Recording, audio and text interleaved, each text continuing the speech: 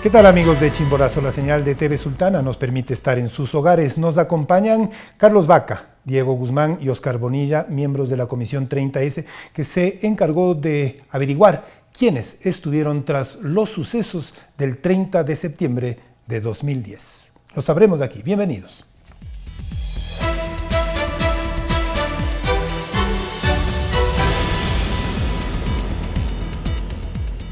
Señores comisionados, muchísimas gracias por haber aceptado esta invitación. Han tenido un año prácticamente para tener resultados que han sido ya entregados para que la Fiscalía los conozca e inicie los procesos que hubiere lugar. Pero yo quisiera hacer un poquito más atrás. Si es que hubo una planificación, ¿cuál es el momento más antiguo para empezar que ustedes encontraron? Bienvenidos. Gracias, Juan. Gracias, Juan. Bueno, hay algunos elementos que hay que tomar en cuenta. Nosotros podríamos hablar del más antiguo. El más antiguo. Del más antiguo, el bombardeo de Angostura. ¿Ya? Nosotros creemos que el bombardeo de Angostura, el cambio en las relaciones de poder internas en los servicios de inteligencia ecuatorianos, porque a raíz del bombardeo de Angostura se desnuda una situación de una debilidad estructural del Estado con relación a sus servicios de inteligencia. Y cómo esos servicios de inteligencia solamente funcionaban y tenían equipamiento, personal, posibilidades de acceder a información si es que estaban enfocados a los intereses norteamericanos de lucha contra el narcotráfico y contra el crimen organizado. Entonces, digamos, el antecedente más anterior, más remoto, nosotros lo hemos ubicado en el tema del bombardeo 2008. de Angostura.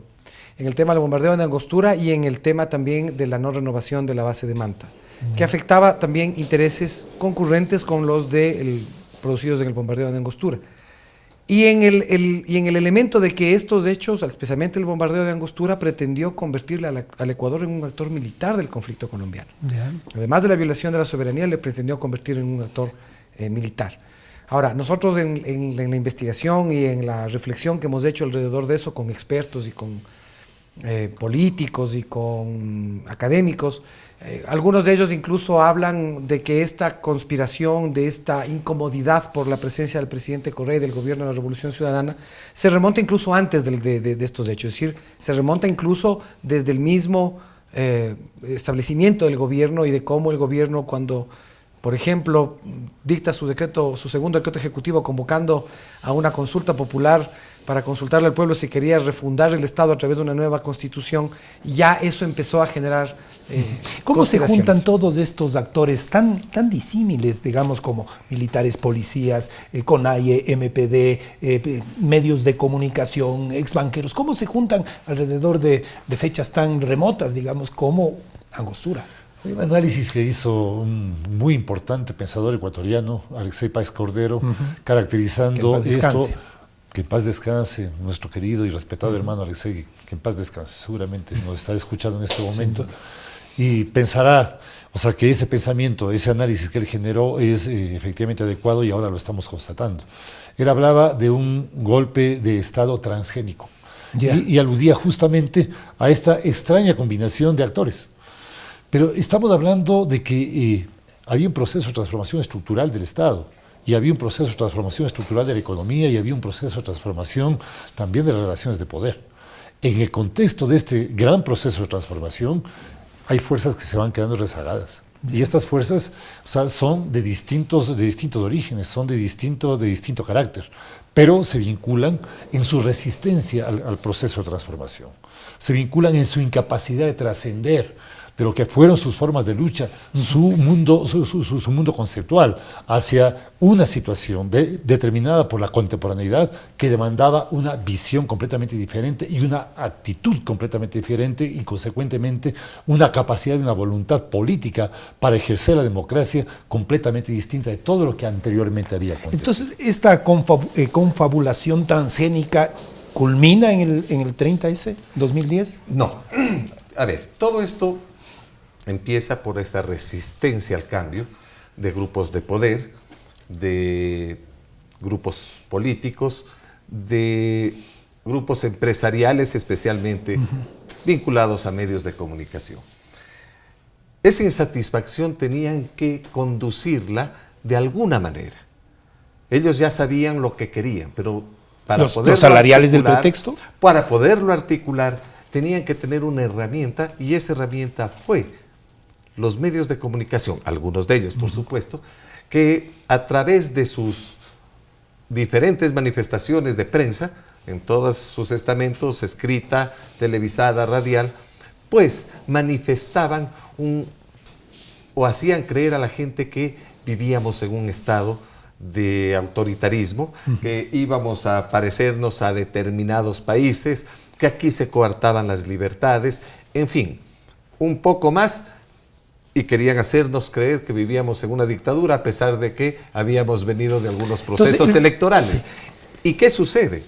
Una vez que ya los medios de comunicación hicieron eso, había que buscar quién articule todo lo que ellos querían para que otros operen.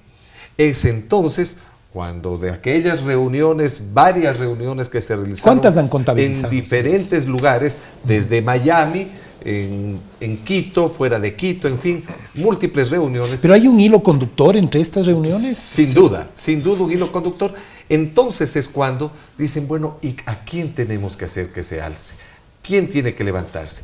Entonces buscan y manipulan la información respecto a la nueva reglamentación salarial con la que además se beneficiaba la policía. Les hicieron creer o sea, el detonante no fue entonces que les estaba perjudicando, y así es como se operó este alzamiento para provocar el intento de golpe de Estado, perfeccionándose con los saqueos de Guayaquil, por ejemplo, que fueron perfectamente planificados.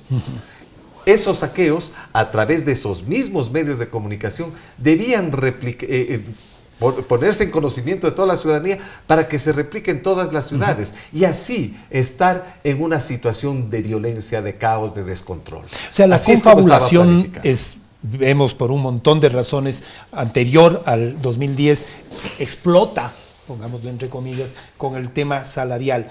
Pero muchos decían que si el presidente no se hacía presente en el regimiento Quito, no pasaba nada.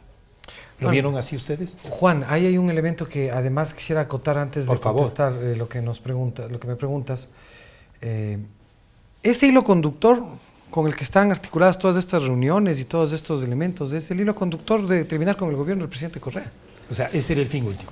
Evidentemente, ese hilo conductor era cómo acabar con un gobierno que para transformar el país, para hacer una transformación profunda del país, tenía que afectar intereses de gente que corporativizó la política y sus intereses económicos para el servicio del Estado.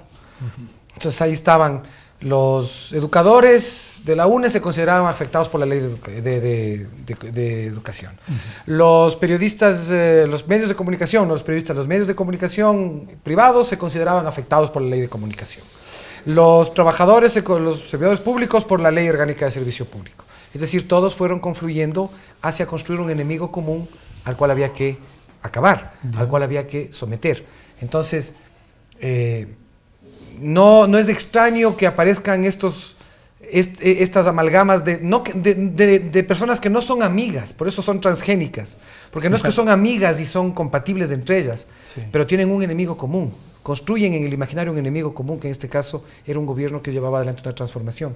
Y en relación a lo que nos preguntas, es evidente que si el presidente de la República no se presentaba al regimiento Quito, el golpe de Estado, la fractura, se producía. Nosotros hemos llegado a concluir de una forma clara que lo que salva la democracia es la presencia del presidente de la República en el regimiento Quito. Porque eso cambia completamente toda la planificación. Patea el tablero. ¿Cuál era el escenario? El presidente de la República en Carondelet, cuarteles policiales en Quito y en otras 15 provincias más insubordinados, pista aérea tomada por militares, Guayaquil, mediodía lleno de saqueos.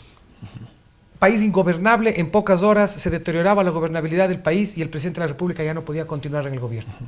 Y eso obligaba a esas salidas forzadas constitucionalmente en la que la Asamblea, por el bien del país, ante la conmoción política, le pedía al presidente, le retiraba el apoyo, se armaba toda una estrategia de movilización social que pretendió activarse y que no resultó por parte de organizaciones como el MPD, Pachacuti y otros, y el gobierno terminaba.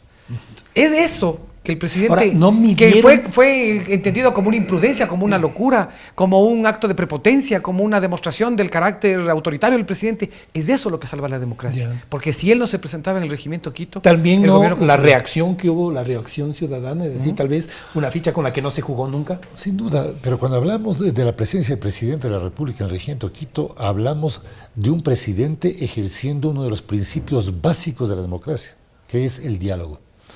El presidente va al regimiento Quito a dialogar, va al regimiento Quito como el representante de un proceso altamente democrático que se había instaurado en el país desde el año 2007 y es recibido a golpes, es recibido con gritos, es recibido con una violencia grotesca y brutal, es recibido con una ausencia absoluta de espíritu de diálogo.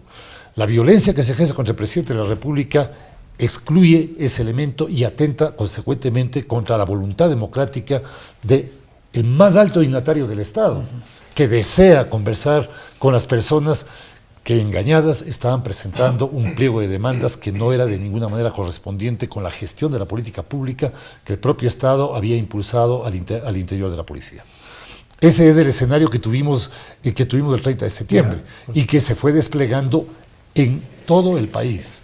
Lo que Carlos señala son 15 provincias en donde se producen los mismos hechos, la misma confluencia de actores, y se producen con una simultaneidad que evidencia con absoluta claridad que hubo un plan organizado, que hubo una conspiración y que estas fuerzas cumplían roles. Diego, para terminar, y esto con todo el cariño y el respeto que me merecen ustedes por la amistad que nos une además, ¿esta comisión ha sido una comisión objetiva? Absolutamente objetiva. El único ánimo que hemos tenido al desarrollar este trabajo ha sido establecer la verdad, más allá de afectos o desafectos con personas, con ideologías o lo que sea. Aquí únicamente ha sido nuestra responsabilidad establecer para la historia, para que no se lo lea como trataron de vendernos la idea, inclusive tanto abogaban para que se vire la página. Para que se vire la página de hechos vergonzosos que se dieron en el país, de atentados que se dieron en el país, que dejó muertos, que dejó una fragilidad y un sentimiento en la ciudadanía de muchísima insatisfacción. Nosotros hemos buscado cumplir y satisfacer esas inquietudes para que la historia primero lo conozca y sepa exactamente lo que pasó, pero además para que la administración de justicia ejerza y sancione a quienes tenga que sancionar para que estos eventos, si es que algún aventurero alguna vez intenta hacerlo nuevamente, pues sepa que siempre va a tener consecuencias, sobre todo cuando hay una ciudadanía consciente que respalda la democracia, que cree en un sistema y que lo va a defender de todas las maneras posibles. Muchísimas gracias a Diego Guzmán, Carlos Vaca, Óscar Bonilla, miembros de la comisión del 30S. En realidad, la ciudadanía lo que busca es que se sancione a los responsables. La comisión ha entregado la verdad, ahora está en manos de la justicia determinar quién tiene la culpa. Muchísimas gracias.